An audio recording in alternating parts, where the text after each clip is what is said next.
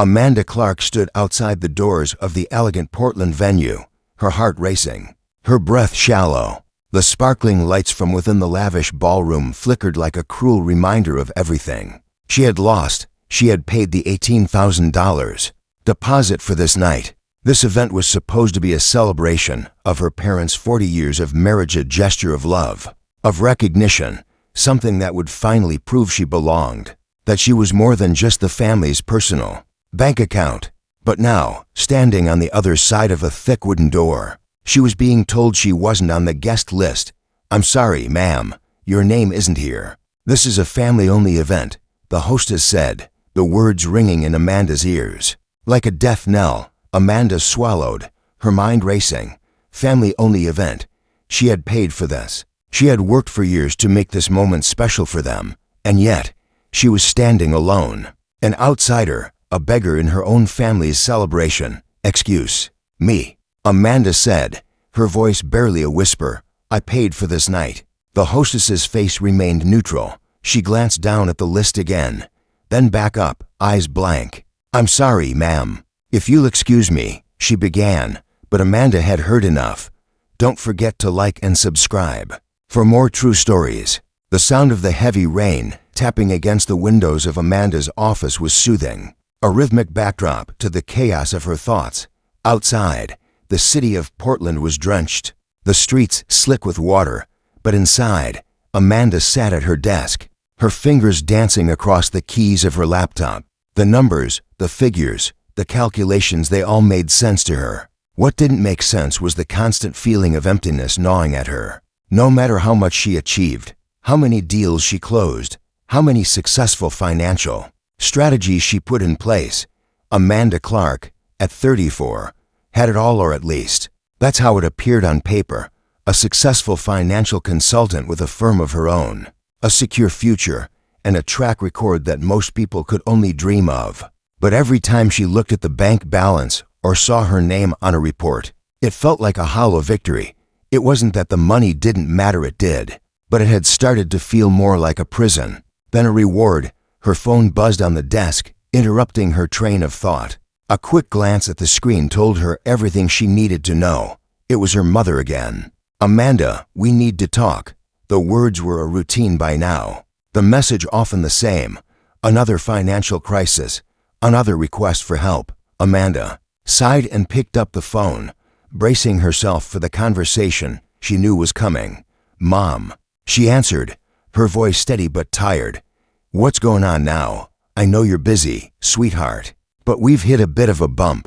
The mortgage is due, and your father is, well, you know how he is. He's been sick, and I'm sure you understand how hard it's been lately. Could you help us out again? Just a small loan, nothing too big. We'll pay it back soon." Amanda closed her eyes, leaning back in her chair. She had heard this speech countless times before. It wasn't even the first time that month that she had helped them out. Her parents, David and Lorraine, always had a way of turning their personal problems into her responsibility. She could almost hear her mother's voice, laced with the same guilt that always followed. "You're the only one who can help, Amanda. You know how much we've sacrificed for you." She had long stopped arguing, stopped protesting. Every time she tried to push back, they turned the situation on her, playing on her sense of duty and guilt. "You're the responsible one," they'd say.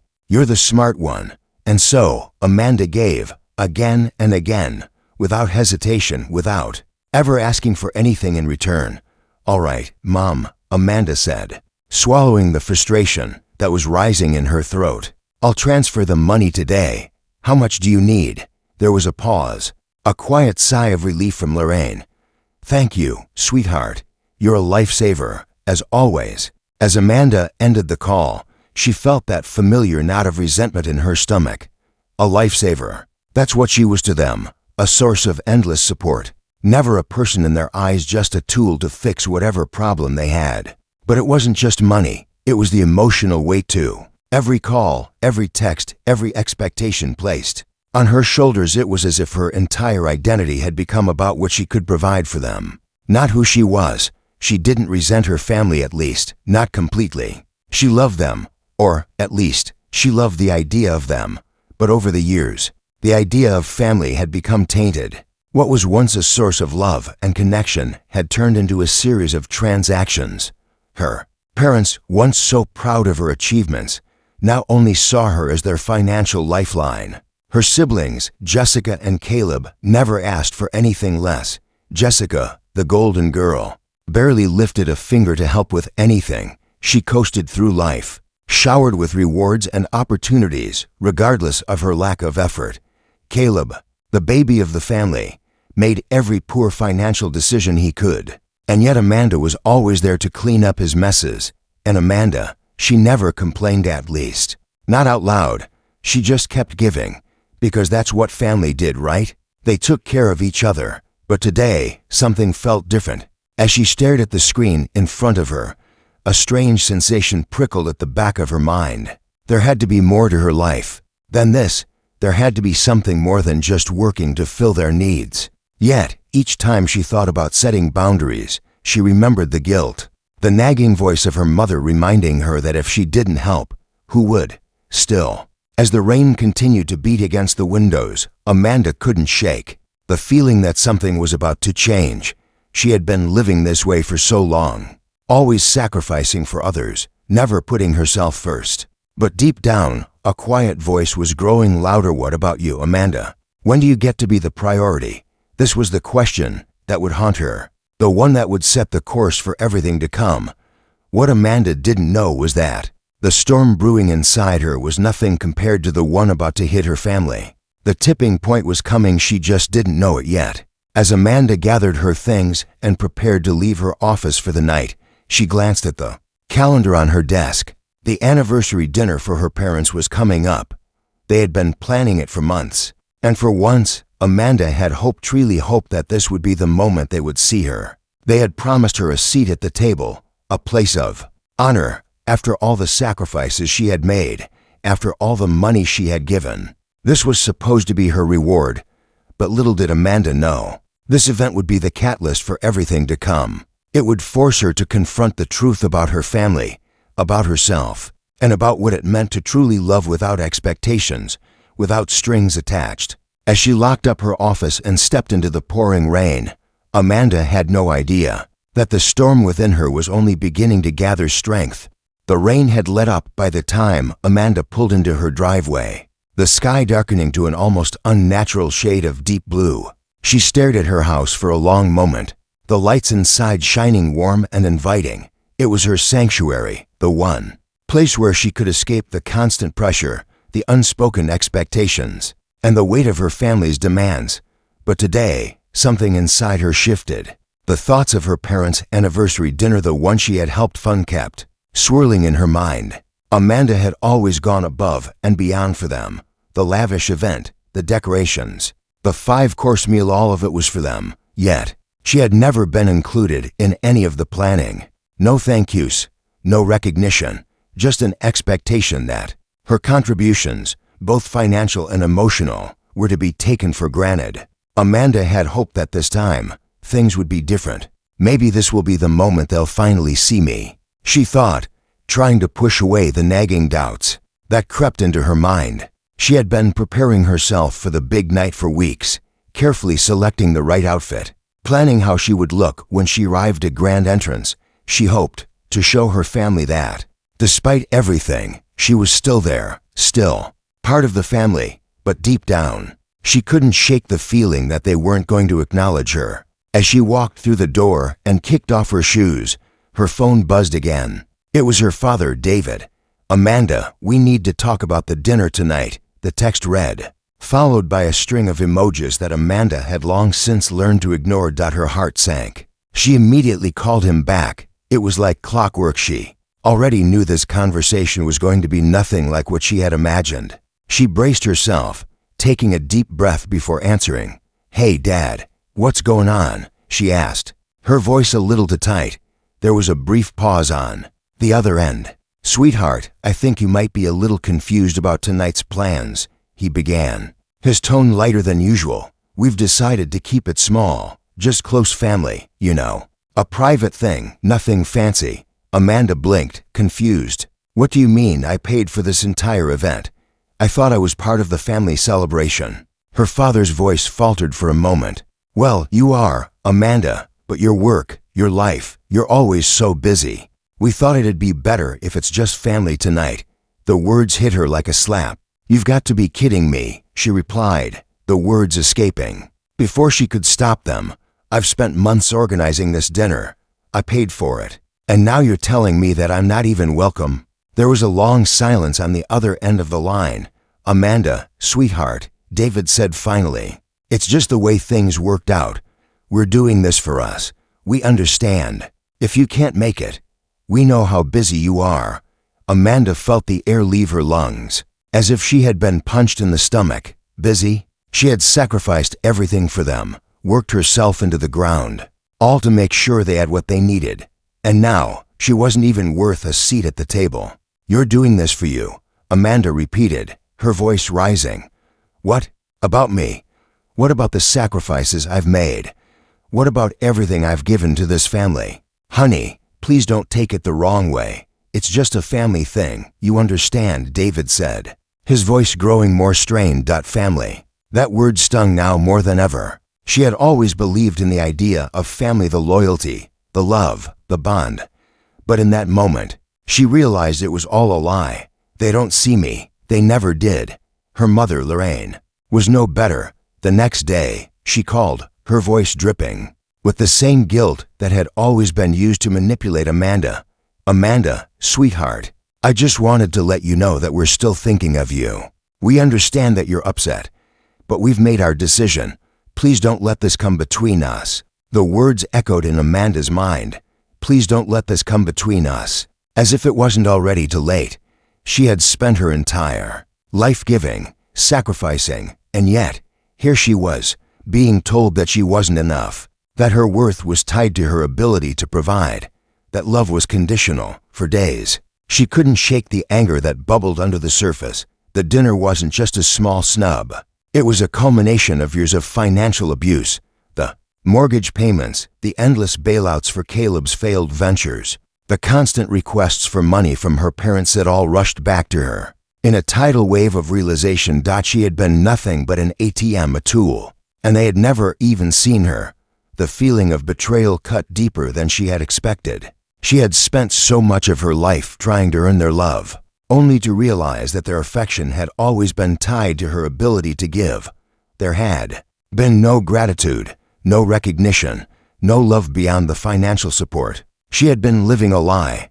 But as the anger rose, so did something else, a quiet resolve, a flicker of defiance that Amanda had buried deep inside her for far too long. This wasn't just about money anymore. It was about her own self-worth, her own identity. She wasn't their savior. She wasn't their ATM. She was Amanda Clark, and it was time for her to reclaim her life. I've given enough, she thought. It's time to stop giving and start taking control. Her resolve hardened. The storm inside her had begun, and it would not be easily quelled. But it wasn't just the dinner that had ignited this fire, it was everything. The way her family had used her, exploited her, taken her for granted. Amanda wasn't going to let this slide any longer. In the next chapter, Amanda would take her first step toward freedom, the first step toward standing up for herself, toward reclaiming the life she had so long forfeited for the sake of others.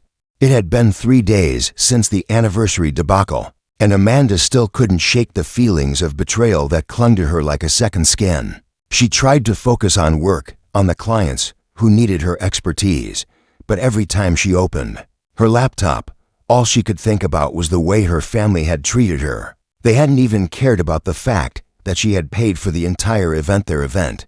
Instead, they had decided that, for some reason, her presence wasn't needed, that she wasn't needed. But as the days passed, something in Amanda shifted.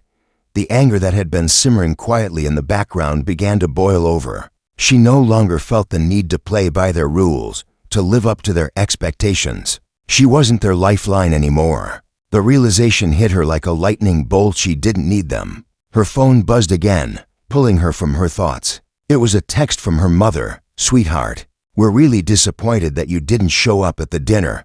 It's not like you to make a scene. Please understand, we did it for you, for your well-being. Amanda stared at the message, the words like poison on the screen. She could feel her blood begin to boil. For your well-being? She had spent years of her life making sure they had what they needed. And this was how they thanked her. This was how they saw her. It wasn't for her well-being, it was for theirs. In that moment, Amanda realized that her family had never truly seen her. They had never seen her as an individual, as someone with dreams and desires of her own. No, she was just the provider, the fixer, the one they could always rely on to clean up their messes and solve their problems. And she had allowed it to happen. She had let them mold her into something she wasn't, into someone who only existed to fulfill their needs. She tossed her phone onto the couch, feeling the weight of it in her chest. The pain, the anger, it was all too much. But amid the chaos of her emotions, a sense of clarity began to emerge. Enough was enough. Amanda had always been the strong one, the reliable one, the one who could always be counted on. But in the end, she had been nothing more than a tool for them to use. She had given everything, her time, her energy, her money, but it had never been enough. She had been overlooked, undervalued, and cast aside. That was it. She was done. She was done being the family ATM. She was done being the one who always said yes. She was done playing the part they had assigned her. Her first step was simple. She would cancel the commitments she had made. She would reclaim the financial resources she had so blindly handed over to them over the years. Amanda picked up her phone again and began making a list of all the financial obligations she had tied to her family. The money for Caleb's failed businesses, the loans she had co-signed, the mortgage payments, the extravagant trips and gifts, everything. It was all going to end. That she knew it wouldn't be easy. Her family would fight back. They would beg. They would guilt-trip her. And they would accuse her of being selfish. But Amanda didn't care anymore. She wasn't their savior. She was her own person, and it was time to take control of her life. Again, Amanda pulled up her bank accounts, reviewing the transactions she had made for her family. With a deep breath, she started canceling them one by one, taking back what was rightfully hers. She canceled the payments she had made for Caleb's coffee shop. She stopped the transfers to her parents for their mortgage. She revoked the co-signed loan that had been funding Caleb's failed ventures. It was like peeling off layers of herself she hadn't even realized were there. She was shedding the old Amanda, the one who had always put everyone else first. Next, she pulled up the reservation for her parents' anniversary dinner, the one she had paid for in full. She had hoped, even as the hostess had turned her away, that they would eventually realize what she had done for them. But now, with the clarity she had gained, Amanda wasn't interested in their gratitude anymore. Instead, she decided to take the $18,000 deposit she had paid for the dinner and anonymously donate it to the Portland Children's Hospital. Let them think whatever they wanted. Let them feel whatever they needed to feel. She set up an automated response on her phone. Financial services permanently discontinued. Then, she blocked every member of her family's numbers. The weight of the decision hung heavily in the air, but it felt like freedom. Finally, Amanda was taking control of her life again. But her actions didn't go unnoticed. Within hours, her phone lit up with angry calls and texts from her family. The messages were relentless, accusatory, pleading. They didn't understand. They couldn't understand. She had always been the one to pick up the pieces. How could she turn her back on them now? Her father's text came through next. Amanda, why are you doing this? We're family. You're making a huge mistake. Amanda stared at the words, her heart pounding in her chest. But this time, she didn't feel the familiar pang of guilt. Instead, a wave of calm washed over her. She had made her decision, and there was no going back. When her family showed up at her apartment the next day, banging on the door, demanding to be let in, Amanda simply called security and had them escorted out. She wasn't going to let them manipulate her anymore. She wasn't going to be the scapegoat. She wasn't going to be their punching bag. The final blow came when she sat down at her desk and began to write a letter. She wrote with precision, no emotion, just the truth. She told them how they had used her, how they had taken everything she had given and never once considered her needs. She told them that their love had always been conditional. And then, in the clearest language she could muster, she made it known, if they wanted a relationship with her, it would require more than just words. It would require an apology, a genuine one, without excuses or explanations. And until that time came, she was gone. As Amanda sealed the letter and prepared to send it off, she felt something she hadn't felt in a long time: empowerment. She had reclaimed her life, her finances, and her sense of self-worth. The old Amanda, the one who had always given and given without asking for anything in return, was gone. The storm inside her was over. She had won. Amanda stood at her apartment window, watching the early evening traffic pass by. The hustle of Portland outside still going strong, but inside her world had changed. The letter was sent, the phone calls ignored, and the messages had slowly started to dwindle. Her family was in shock. She knew it, but there was no turning back. The weight of the decision still hung on her, but she knew it was the right one. It wasn't about them anymore.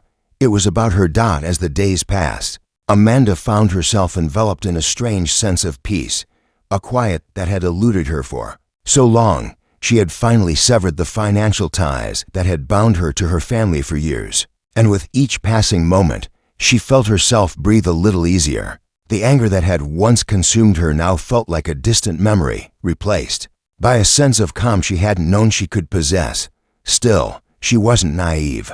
She knew there would be consequences. Her family wasn't just going to let go of their financial crutch without a fight. They would call. They would text. They would try to guilt her back into their lives, into their pockets. And yet, Amanda felt no fear. The truth was too clear now. Her family had used her. They had taken advantage of her kindness, her loyalty, and her desire to belong. They had never seen her for who she truly was. They had only seen the money she could provide.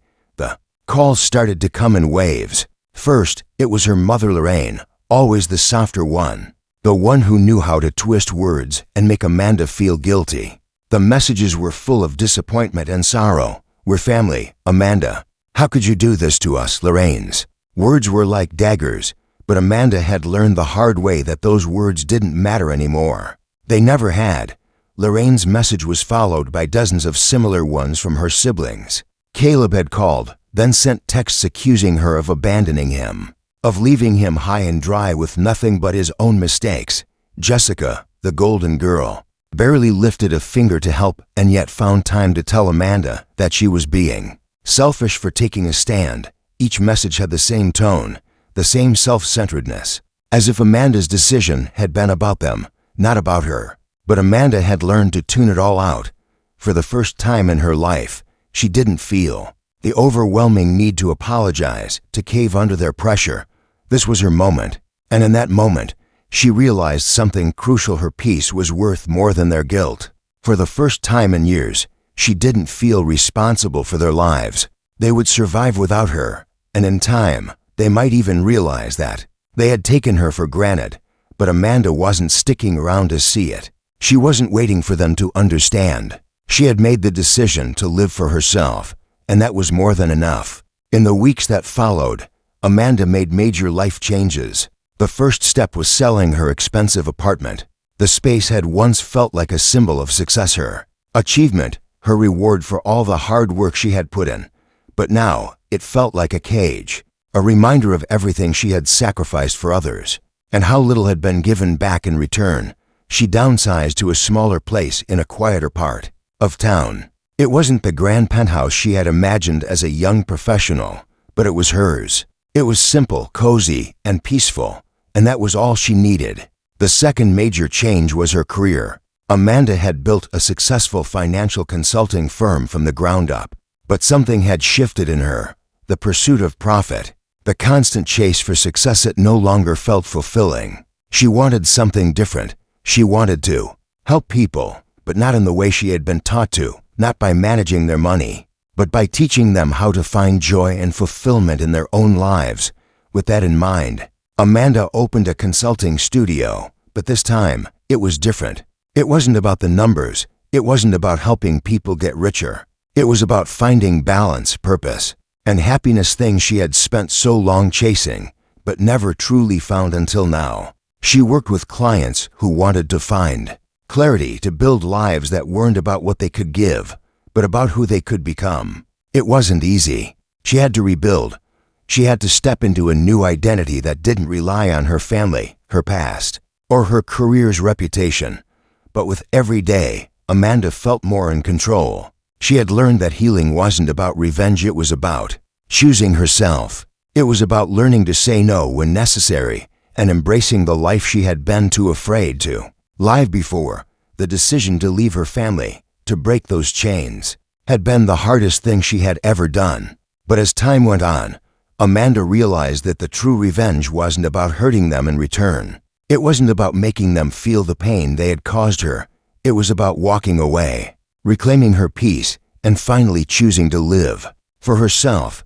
And that, Amanda realized, was the most powerful thing she could ever do. She no longer needed their approval. She didn't need to be their savior. For the first time in years, Amanda was finally free. And it wasn't just freedom from her family, it was freedom from the version of herself that she had been trying to live up to. The new Amanda was bold, self-assured, and unapologetically authentic. She had shed the role her family had forced her into, and in its place, she had found a life full of meaning, peace, and most importantly, joy. Her family might have found new sources of support.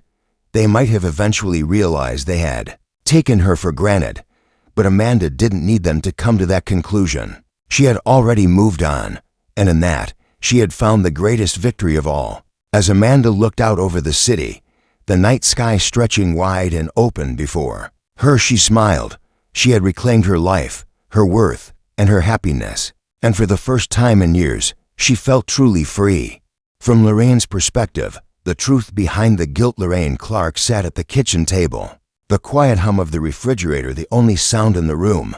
The storm outside had finally passed, leaving the city of Portland damp and still. It had been 2 days since Amanda had made her decision, her final, cutting decision, and Lorraine couldn't shake the feeling that something had gone terribly wrong. She hadn't slept properly since. She kept replaying their last conversation over and over in her head, trying to figure out where she had gone wrong. "Sweetheart, we've always counted on you," she had told Amanda, but she could tell by the silence on the other end of the line that Amanda had already made up her mind. Lorraine knew something was different this time.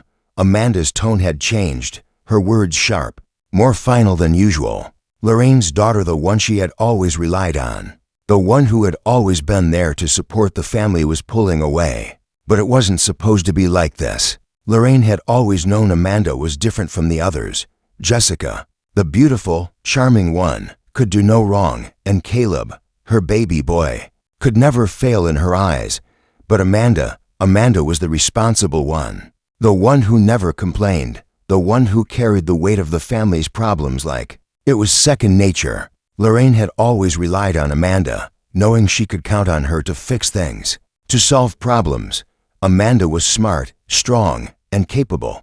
She was the one who made things work. But the truth was, Lorraine had never fully realized how much she had taken her daughter for granted, how much she had used Amanda without ever stopping to consider what Amanda might need or want. Lorraine never asked her daughter how she was doing, never thought about the emotional toll it might be taking on her.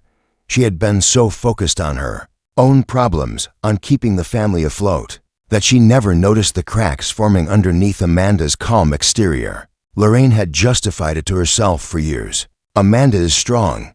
Amanda can handle it. But now, with Amanda shutting her out, Lorraine couldn't ignore the truth anymore. She had taken advantage of her daughter's kindness, and now she was losing her. Amanda had always been the family's rock, and Lorraine, for the first time, realized that she had treated her daughter not as a person, but as a lifeline. Amanda was more than just the one who fixed things. She was a woman who had dreams, who had hopes, and yet Lorraine had never taken the time to see that. Now, Amanda was gone.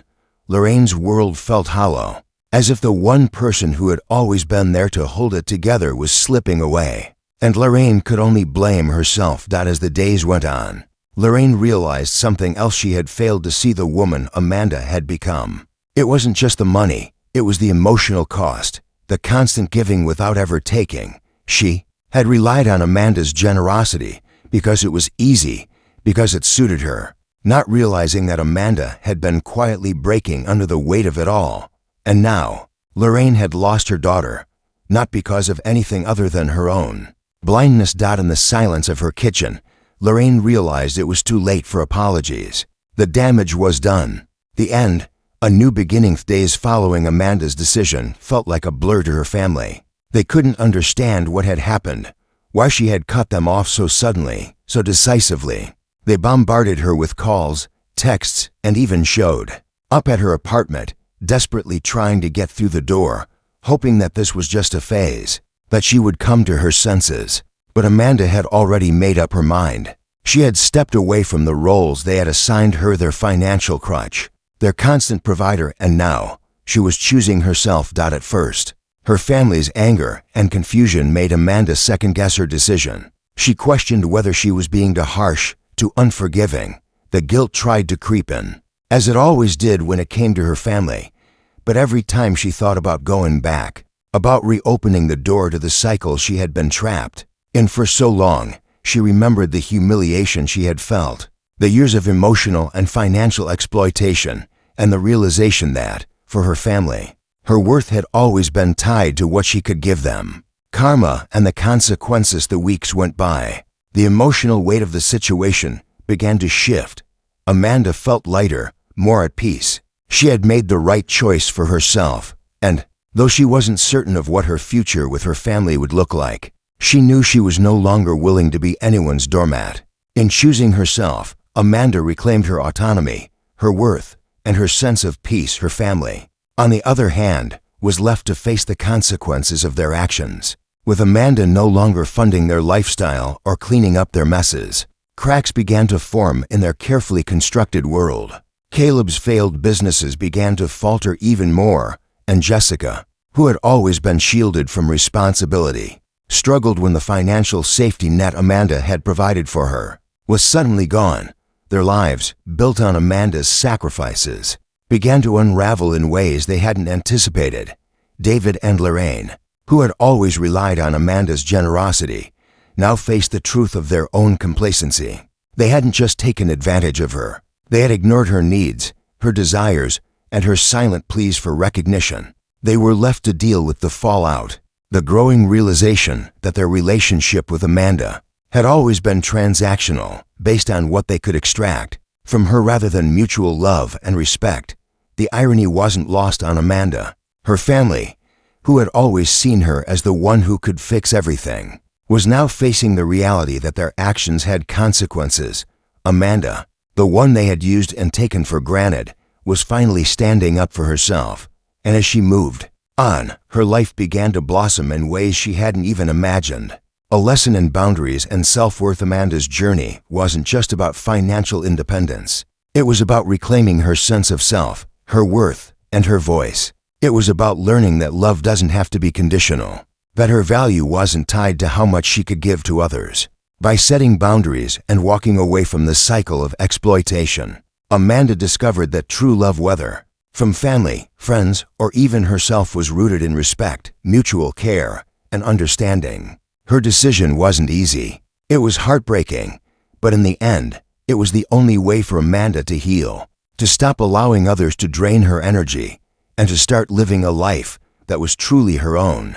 Conclusion. Amanda's story is a powerful reminder of the importance of setting boundaries and prioritizing our own well-being. It's a call to stop letting others define our worth, to stop enabling toxic behavior, and to take ownership of our own lives. Sometimes, the hardest decision is to walk away from people we love, but in doing so, we reclaim our power and begin to heal. Amanda found peace not in revenge, but in the courage to choose herself. Her family's karma was inevitable, but Amanda's peace was the ultimate reward. If this story touched you, share it with someone who needs to hear it. Don't forget to like, comment, and subscribe for more powerful stories like this.